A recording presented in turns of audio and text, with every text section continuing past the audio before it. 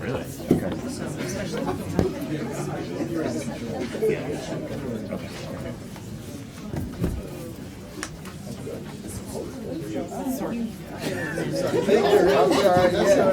Oh, that's my I can't really suck it in. No, you can't go in any further.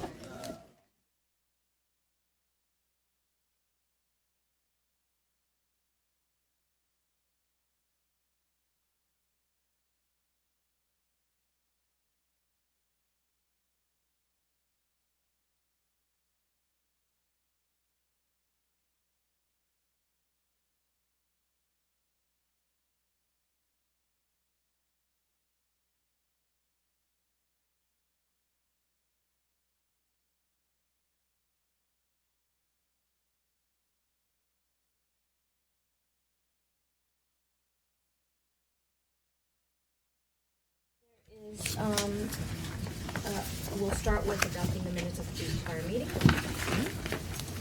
Do I have a motion? So moved. Second.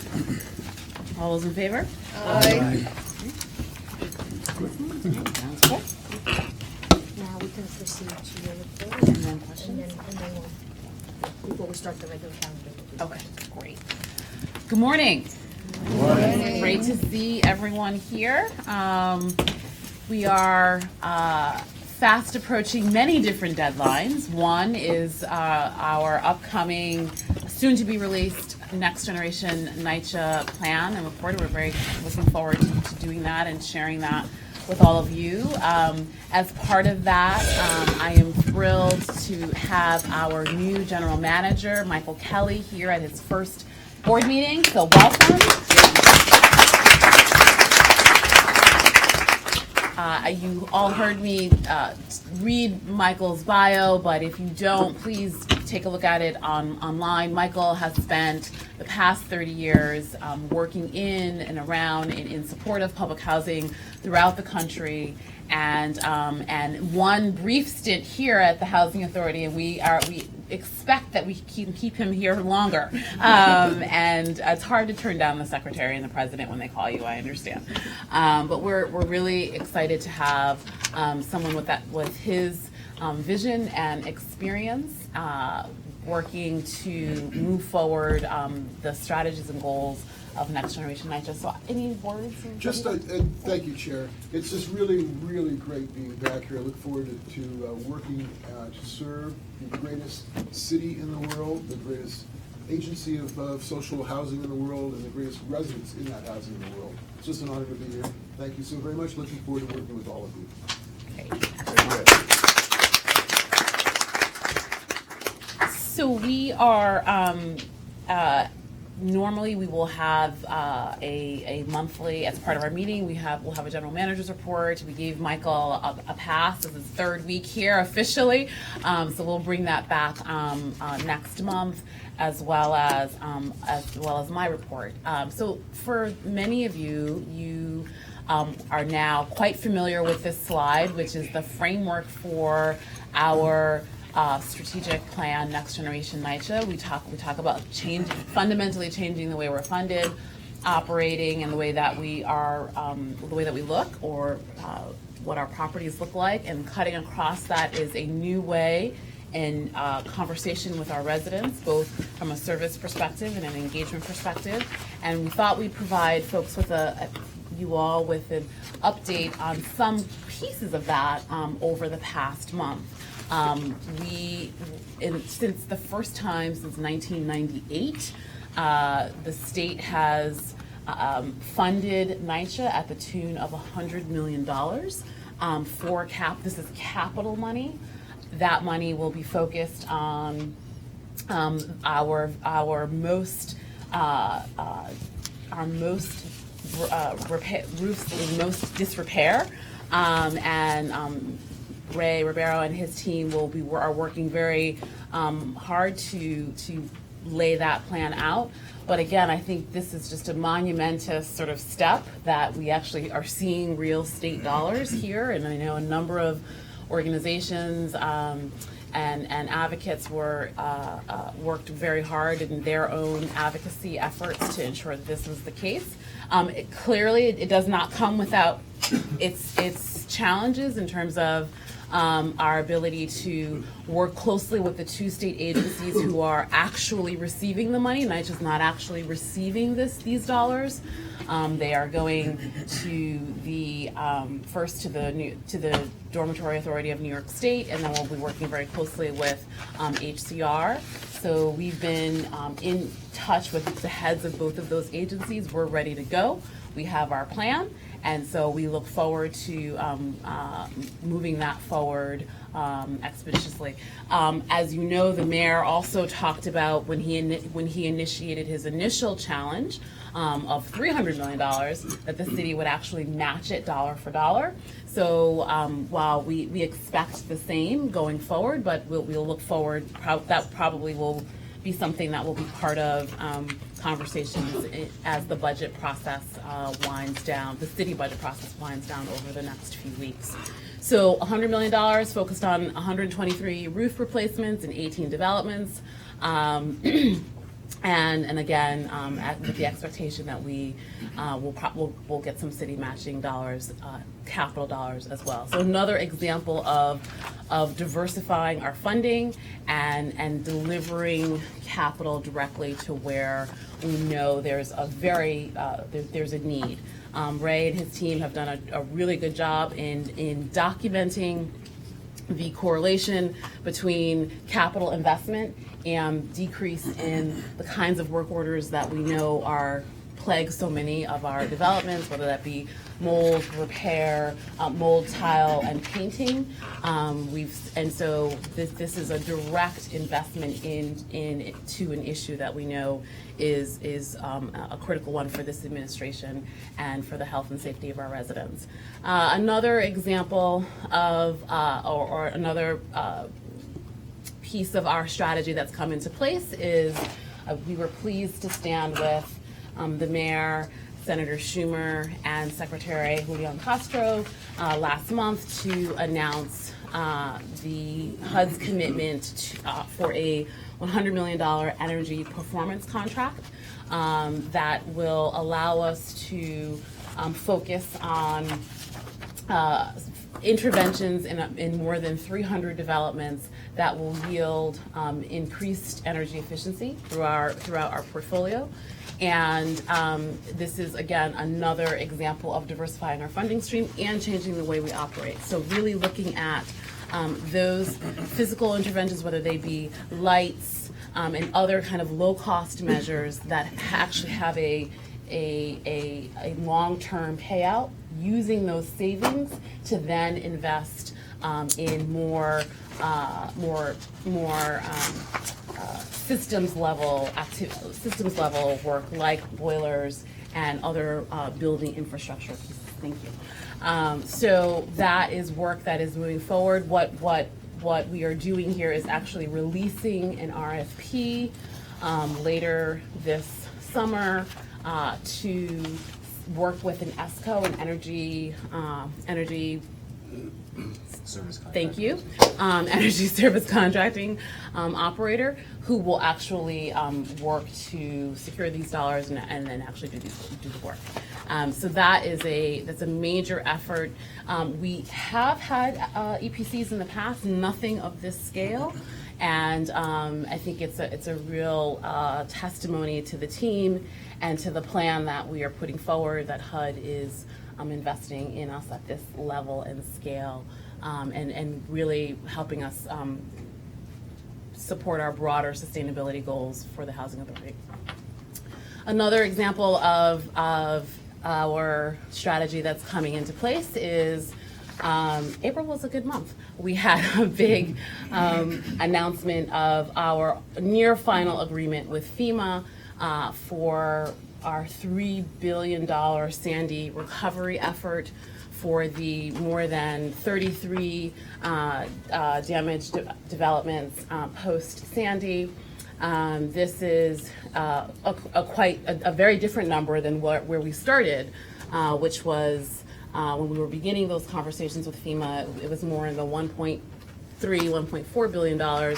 And due to the work of the capital team and our disaster recovery team, we've actually pushed FEMA, been able to push FEMA to pay for more work that qualifies sort of for disaster recovery funds. So we are in the final weeks of finalizing our letter of understanding with FEMA, and design has already began. This board has already approved some of those contracts, as you recall, and as soon as we finalize that agreement and can begin and receive dollars, we can actually begin construction and work in these communities.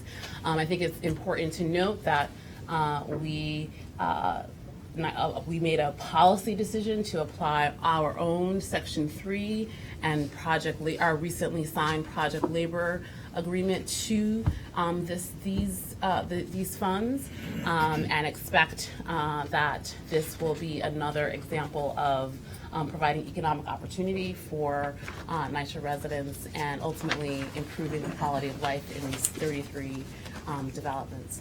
So again, another piece of our strategy that's come in place is that we've, led by our development and resident engagement and community programs and development teams, completed a series of visioning conversations in the 3 communities where we've gone deep over the last year. And we've started to see some really small steps forward in terms of not only the resident participation, but also some of the improvement on some of the indices that the residents indicated were of concern. So in Ingersoll, we've seen crimes go down, and that's clearly because of not only our increased and enhanced partnership with NYPD, but with the resident leaders and the community groups based in that area as well.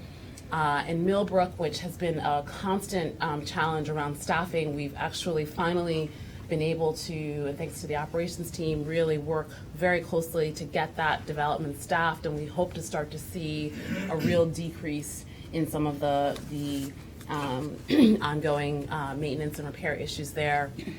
And in Van Dyke, we've actually seen, because they actually are staffed and they have a very strong, they've been a very strong resident and management relationship, we'll say.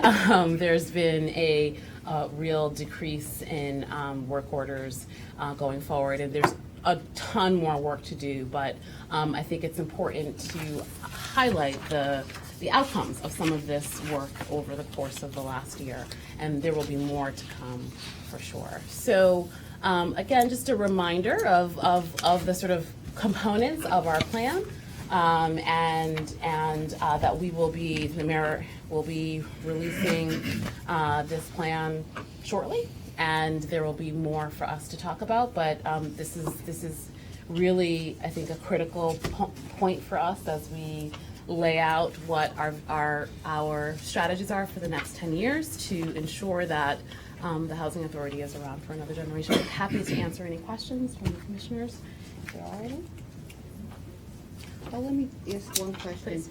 When you say that the $3 billion contract is going to be with PLA in Section 3, we have agreements with the contractors in writing that they will adhere to those. So none of the contractors have been selected yet because we haven't received the money. So, but when we do go out to bid, that is a requirement now in all of our contracts that our contractors are required to comply with our project labor agreement. Okay. Do you know if the dormitory? So, in order to spend the $100 million, you have to use.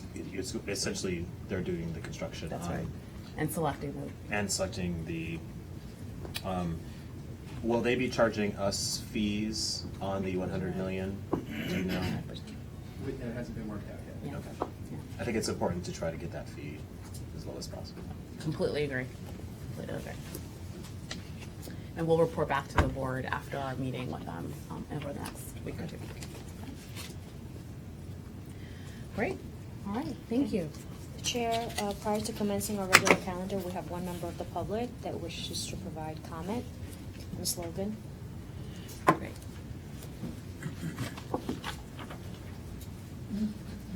She would like to provide comments on item number 3, which is a significant amendment. Good morning, Madam Chair, board members, staff members. I'd like to just address authorization to submit the significant amendment. I did attend some of the meetings regarding this amendment, and my concern and my question is there are residents, tenants who are currently living in FHA houses, and we are at the point getting our rent raised in May. And I just have 3 questions, and I'm finished. This flat rent rate is going up tremendously, and it's affecting us as homeowners as we're becoming homeowners. And my first question: we have all received our contracts, we have completed all the necessary items, and we are prepared. We need to have direct communication with the attorney for NYCHA so that closing dates can be set. And the last communication we received from HUD indicated that NYCHA was completing the paperwork. Okay, if an amendment to the modification is needed to close on specific property or properties due to Medicaid or separately and move forward with the contracts that have no such requirements. So right now we're in the process of getting our rent increased, and we're saving our down payment for our homes. We're also setting aside money for our repairs in our houses. A lot of the houses still need repairs, but we're not concerned about that. What I'm asking this morning is that you meet with your chairperson of the community development and give us a date. I went with them last week. We met as 20 of us.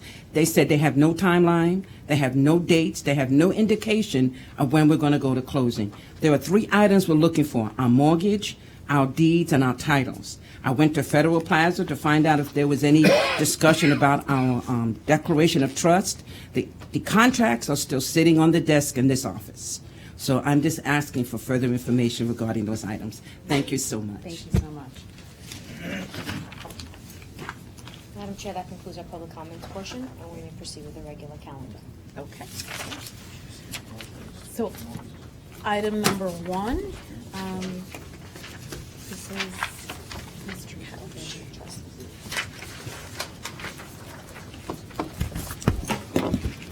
Good morning. Richard Couch, Chief Financial Officer, EVP of Finance. I am presenting item number 1, seeking authorization to award the Environmental Liability Insurance Program, or the ELIP, to the incumbent insurer, AIG Specialty Insurance Company, for a 3-year policy term commencing on May 18, 2015 and expiring on May 18, 2018 at a premium cost of $1,372,695. This is the same premium cost as the expiring program.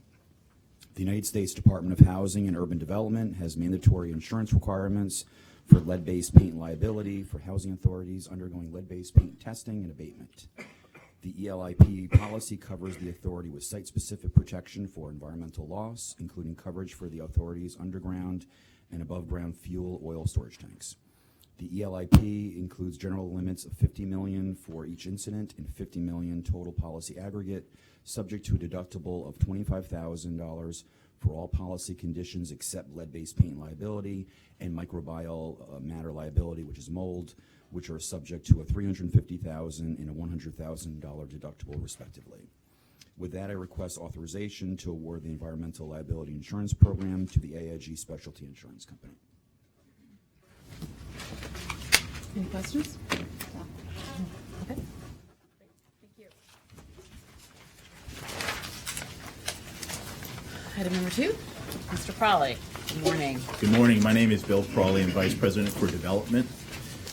Before you is a request to grant authorization to allow the authority to submit an application to the United States Department of Housing and Urban Development pursuant to a Section 18 request for disposition of approximately 300 square feet easement at the Strauss House development.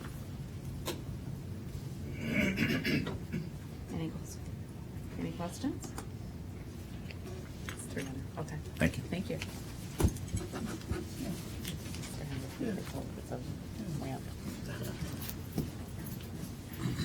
Good morning. Good morning. Good morning. My name is Anne Marie Flatley. I'm the VP for Research and Management.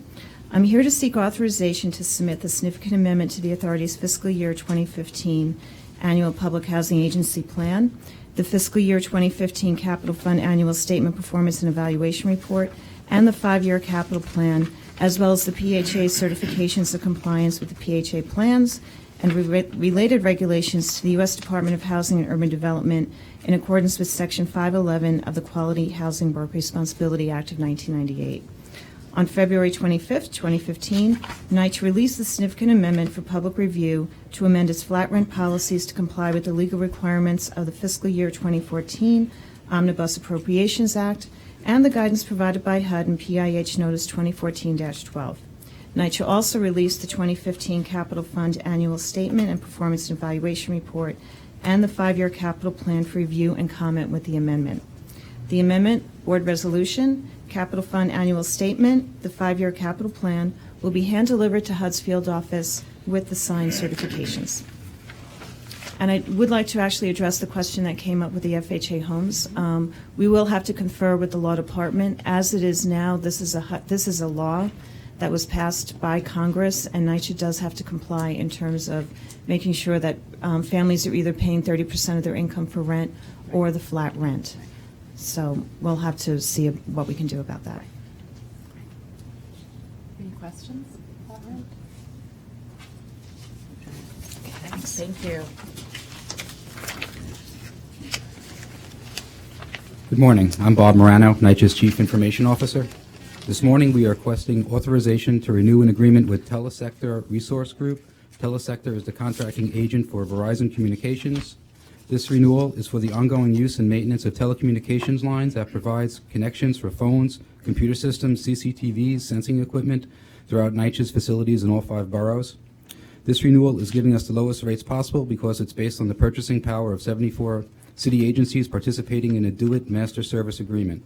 Therefore, we are requesting authorization to renew this agreement with Telesector Group in the amount not to exceed $5,742,646. Questions? No? Okay, thank you. Thank you. Good morning. Good morning. Natalie Rivers, EVP for Administration.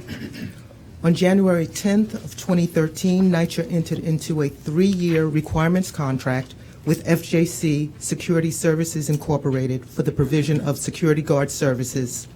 The contract, which expires on January 9th of 2016, is valued at $36 million. Under this agreement, FJC provides uniformed, unarmed guard service at NYCHA's 53 senior developments, at our Long Island City and 250 Broadway facilities, and at NYCHA's 3 walk-in centers. In addition to serving as a deterrent to criminal activity, the guards report incidents and emergencies to NYCHA's Office of Safety and Security, provide access control services, cover special details, and as all guards are required to be licensed and certified fire guards, they perform emergency fire watch patrols when needed. The purpose of today's calendar item is to request authorization to increase the spending threshold on the existing contract by a not-to-exceed amount of $10 million. Thank you for your consideration. Any questions? No? Thank Okay, you. thank you.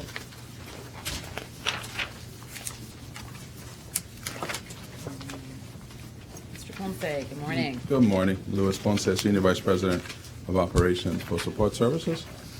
I'll be presenting items 6 through 10. Item 6 is a requirement contract with Jamestown Advanced Products Corporation with the authority to provide approximately 1,600 metal recycling bins for the authority's recycling program. This is an initiative that was presented into NYCHA and also in the Mayor's One NYC to maintain a sustainable New York City. Any questions? This, Same one? no, it's fine. Yeah, same one. This is a 3-year contract for, and the amount is not to exceed $1,502,725. We have begun installation at Sheepshead Bay houses, and we are doing the appurtenances to install these bins. We're installing the concrete pads to get these installed, to expedite the installation, and to start the recycling program. This is just the beginning. In other words, this is going to go around to the entire authority. Right now, we're just starting at particular spots to see how it works. Absolutely, absolutely. So we're starting at here, and we're starting at development in the Bronx, but these bins will cover the first, every development in the authority. This should cover all of the bins that we will need. And just a point of clarification, it says 334 developments, so it should be 328, right? Yes, So absolutely. the cost is, The cost per, this is a requirement contract. Right. We're not obligated to use the entire amount, so we use them as needed. Great. And as we do the surveys, if we need to change it a little bit, we have that flexibility in this type of contract. Can you describe for me how they're different than the ones we have now? We have the blue recycling bins and the white. One is for paper and one is for bottles and cans. How are these recycling bins going to be different? These are going. They are metal bins. The openings we've met with places where we have started the recycling, and Grant Houses is one of them where they have a pretty successful. We met with them to see what limitations are with those bins. These are going to be a green bin and a blue bin. There's going to be extensive outreach to the residents between Department of Sanitation and Grow NYC. The openings are much larger on these bins, so residents can put in more. And if they have it in a bag, they won't have to take it out of the bag. They can put it in. And also the difference is they open in the front as opposed to the ones that we had previously that open in the back. So it'll be easier for our caretakers to service them. And what are they supposed to put in them? There's certain things for the green and certain things for the blue. In the blue is a metal, plastic, and glass, and in the green is the cardboard and the paper. So we have, and I have a picture of the bin also. and we will, at an upcoming board meeting, we will have a briefing out around the initiative in general. I think the big distinction here is that there's a real coordination with DSNY in both the communication, coordination, and training. So we are literally looking like the rest of New York City. I have a question. We already have the green bin. I'm just glimpsing it. But you say you're going to replace that with a wider opening and everything, and we don't have the blue bin. So that will be added also. Yes, so the concrete pads is why that we have to install them. We're trying to keep them out of the walkway as much as we can, just to facilitate snow removal and trash removal. And there will be a blue bin and a green bin. There'll be two bins there. So we are removing some of the other ones because of the limitations that we've realized through our outreach. Okay. Thank you. Okay. Thank you. Items 7, 8, and 9 are requirement contracts with Chief Fire Prevention and Mechanical Corporation for the inspection, testing, repair, alteration, and installation of rain hood suppression systems in various developments in Manhattan, Queens, and Staten Island. These are the systems that are in our centers where they have a commercial stove and they require a fire suppression system under the fire department in case the event that there's a fire. The scope of the work is to furnish all the labor materials and tools, make sure that we comply with New York City Fire Department regulatory guidelines. The amount of the contracts for Manhattan North is $276,225. Manhattan South is $268,625.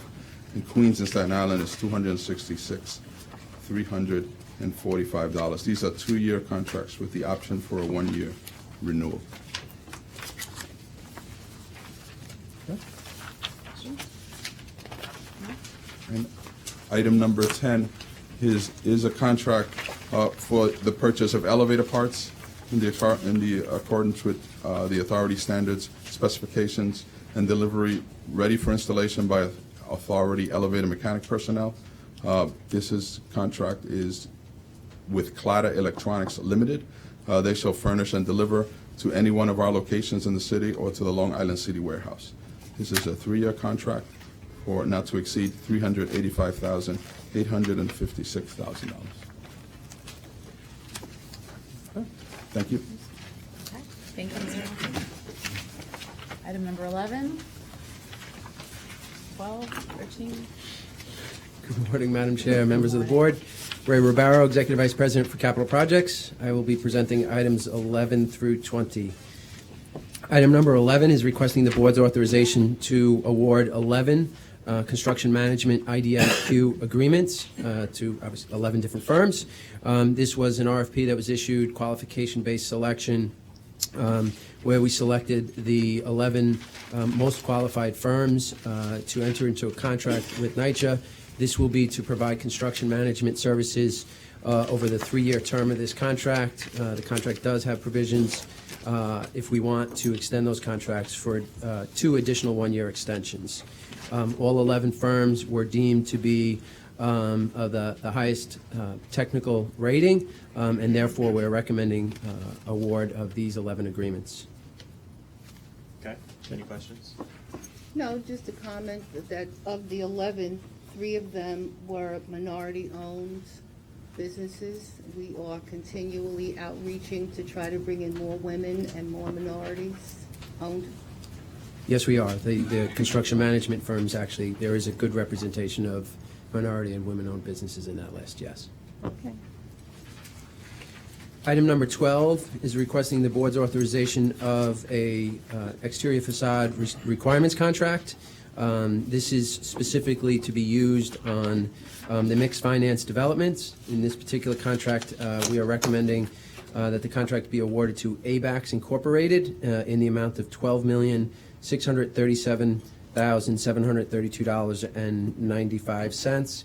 ABAX is a contractor that's been in operation for a number of years, has done quite a few projects for us, and has done satisfactory work, and therefore we're recommending award to ABAX.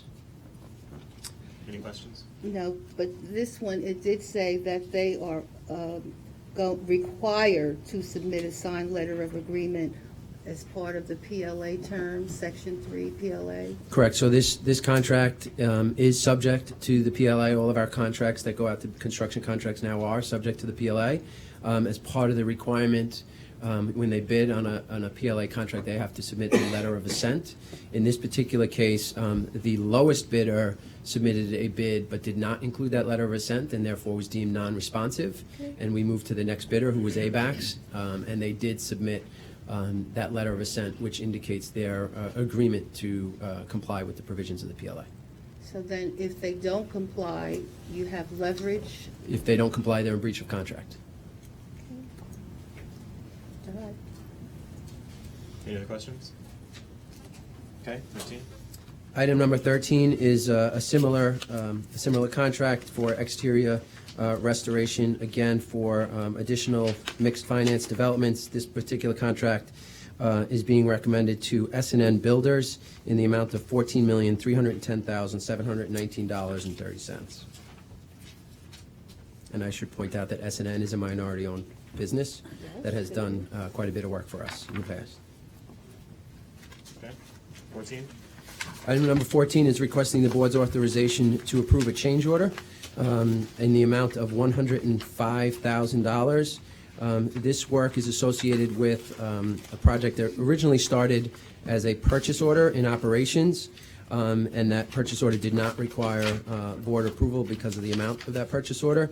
At some point when the work began, some additional manholes were found to be in a state of disrepair and needed to be replaced as part of the work.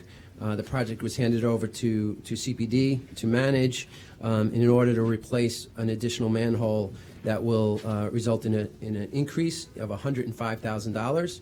So we are here requesting the board's authorization of a $105,000 change order so that we can add the replacement of a manhole to this work. Okay. Item numbers 15 and 16 are related. They're both requesting the board's authorization for change orders for our construction project at Edenwald Houses for the replacement of the boilers.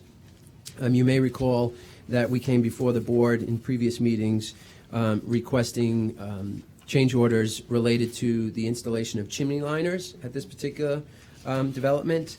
As a result of that change order, we are now past the threshold of requiring board approval for all change orders. So these are 2 additional change orders that have come up since. The change orders are for additional work that we need to do in the boiler room, adding additional louvers for ventilation and replacement of some sump pumps. Both change orders together are valued at $86,000 on the almost $4.9 million contract. But as I said before, because we've already exceeded that threshold, we're presenting to the board for approval. Okay. Questions? Item number 17 is requesting the board's authorization to reject all bids for an exterior restoration requirements contract, a citywide contract. This is, again, one of the contracts similar to the mixed finance contracts that I described earlier, to install sidewalk shed, make the brick repairs, and then remove the sidewalk shed as defects are noted on the facade. This particular contract, we're requesting that the bids be rejected because the lowest bidder, ARC Electrical and Mechanical Corp., failed to submit the required letter of assent indicating their compliance with the PLA, and the bids beyond that were quite high, and so we are requesting that we reject all the bids. We can repackage this and go out to bid again. So what would happen the next time you rebid these same projects? Does the winning bidder now sign the agreement, or how does that usually work out in practice? I think you're going to see in some of the subsequent items are also related to rejections because of the letter assent. I think contractors, quite frankly, are just not aware of the fact that NYCHA has now a PLA that they have to comply with, not really reviewing the bid documents and simply putting in a bid price and not going through it and understanding the requirements of the contract. That's why we've been trying to be very diligent with making it a point of rejecting bidders when they don't have that letter of assent. So what happens when it gets rebid? Yeah, we hope that contractors start to realize that they're not going to get any work with NYCHA unless they agree to comply with the PLA. So not signing it was not an oversight, you think? It's just that they didn't want to agree to it. Is that the assumption? I think for most of the contractors, it was simply an oversight. So what kinds of communication are we doing with the contractor community to let them know that we have the PLA? I mean, we clearly have talked about it here, but it seems like we need to get the word out. Yeah, we've actually been doing a number of outreach seminars, if you will, with and inviting all of our contractors to them to describe the requirements. We've also been calling in contractors individually, contractors that we know do business with NYCHA on a regular basis to try and make them aware of the recent changes. Like Kadoon, we do a lot of business with Kadoon. They Yes. should know what the procedures are by now. That is correct. That is correct. This is, I believe, Cordoon's first bid, or actually not this one, the next one, was their first bid using the PLA. And like I said, they've been bidding on NYCHA contracts for a while. I think they just got into a routine where they just simply put in their bid price and moved on and didn't even realize that there was a requirement for the letter of assent. Well, they know now. Okay, They know now. also, I would like to expound on the projected Section 3 hires. I'm very aware of the PLA plan, and I think it's very good. But also, when I went to a RAB meeting last week, people are still complaining about the Section 3, and they're not being addressed and hired from the development or whatever. So are we still doing that also? Yeah, I want to be clear. The PLA does not mean that the Section 3 I know it's different. I know it's two separate things, but I'm just saying, with the PLA and the Section 3, I mean, it's still about hiring people out of the developments, and if they have, with the PLA, if they have their union card, and I know all of that is required. But my question is, also the Section 3 should also be addressed for people that want to work. I mean, you know. Completely agree. I would say that the PLA and the Section 3 requirements actually complement one another. They do not cancel each other out. And so now our contracts have the PLA requirement, which gives opportunity for a career rather than simply a job. But that the Section 3 requirements are still in the contract, still the way they were prior to the PLA. And CPD does monitor Section 3 performance on a month-by-month basis as contractors submit their bills and we review their payrolls. We review the Section 3 hires on their contract as well. Okay. Item number 18, requesting the board's authorization, again, to reject all bids associated with a contract that went out to bid for the replacement of boilers at Whitman houses. This is, again, the same scenario where the Freeman Mechanical, the lowest apparent bidder on this contract, failed to sign the letter of assent. The subsequent bids were high, and therefore we have chosen to rebid this particular contract. Just maybe a suggestion in terms of, I don't know how people are getting access to our bids, right? Is it online, or is it getting mailed to them, or something like that? But, you know, is there a way to sort of insert like a bright yellow sheet that says, we now have a PLA, right? And so that there's, right up front, there is a, you know, because this is time and effort, right? Yes. That this means that these projects aren't starting when we expected them to start. Because now Correct. you have to go back out to bid. Correct. So it seems like that we need to very quickly signal to the community to the contractor community that, you know, we don't want to do this, waste this time. Agreed, and for CPD projects anyway, the bid packages, because they're big and bulky and involve plans, they are picked up over at NYCHA, so it should be very easy for us to take that suggestion and insert that into the documents. So to continue the trend, item number 19 is requesting the same rejection for a boiler project at Glenwood Houses. Again, because of, this is the one with Cordoon, because they failed to submit the letter of assent. And finally, item number 20 is requesting the board's authorization to reject bids for an exterior compactor replacement project for Stebbins Hewitt. This particular project is funded with city council dollars. And the bid prices came in higher than the budget that was allocated by the council. Therefore, we're requesting that this bid be rejected. We're about to go out to bid with a larger exterior compactor project for multiple developments funded with federal dollars. And so we believe that if we package this work with that larger contract, that the prices will come in a little bit lower and within the city cap budget. So we will simply add the city capital dollars to the federal dollars that are being used for the other project. Just for my own clarity, I want to piggyback on Board Member Lewis's statement. So it's not Section 3 versus PLA, it's you have two options. You have two requirements. Two They're not requirements. optional. They're requirements. Correct, and So it's not one versus the other, you have, okay. It's both. So neither one supersedes the other. That's correct. You have to comply with both. Okay.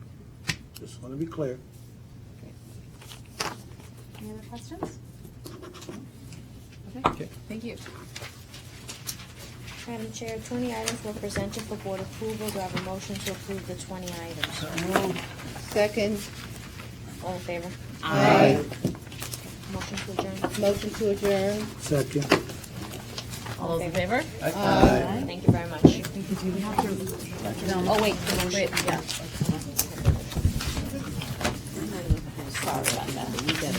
Sorry about that.